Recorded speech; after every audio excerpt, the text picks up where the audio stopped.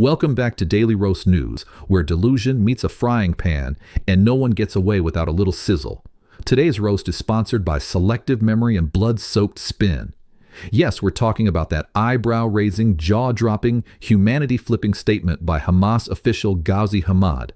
In an interview with Al Jazeera, the man had the audacity to say, and we quote, open quote, "The initiative by several countries to recognize a Palestinian state is the fruits of October 7th. Close quote. The fruits, sir? Let's pause here. Fruits? More like ashes. Let's talk about the real harvest from October 7th. Since that fateful day, when Hamas launched a brutal assault into southern Israel, killing over 1,200 people and abducting more than 250 civilians and soldiers, Gaza has become an open-air graveyard. Not a political playground. Not a negotiation table. A graveyard. The human cost? As of August 2025, more than 38,000 Palestinians have been killed in Gaza, according to health officials in the Strip. That number includes thousands of children, women, and elderly civilians. These are not combatants. These are people who died under collapsed buildings, in bombed-out hospitals, and in so-called safe zones that turned into death traps. And what about those who didn't die from airstrikes? Starvation. Yes, starvation. Famine conditions have taken hold in northern Gaza, with multiple UN reports confirming that hundreds, including children, have died of hunger. Malnutrition is widespread, clean water is a luxury, and international aid is being delayed or blocked.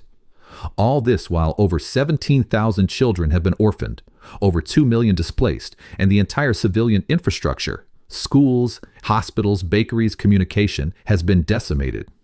But according to Ghazi Hamad, this is apparently just a stepping stone. A worthy sacrifice on the altar of symbolic recognition by a few European states? Norway? Spain? Ireland? Do these announcements magically resurrect the dead, feed the starving, or return abductees home? Think this kind of reasoning is insane? Comment enough if you believe human lives should never be currency for political recognition. Subscribe to Daily Roast News, where we fry the propaganda and serve the facts. Let's be clear.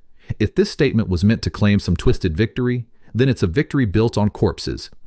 Recognition at the cost of 38,000 lives is not diplomacy. It's a war crime dressed in a press release. Even pro-Palestinian voices around the world are horrified. Many recognize the legitimacy of a Palestinian state, but not at this cost, not under this blood-stained flag, and not by glorifying October 7th as anything other than a massacre that brought devastation to both Palestinians and Israelis. And let's not forget the October 7 abductions. More than 130 hostages are still unaccounted for, some presumed dead, others believed to be held in tunnels beneath Gaza. Families on both sides are broken, grieving, searching. And this man has the gall to package it all as progress. If statehood is built on charred babies, collapsed hospitals, and starvation statistics, then that's not statehood. That's a tragedy with a flag. Final thought? If this is what Ghazi Hamad calls fruits, we don't want to know what he considers poison. But one thing's for sure, history won't remember October 7th as a diplomatic triumph. It will remember it as a day when humanity was buried beneath the rubble of extremism, and no amount of recognition can wash away the stench.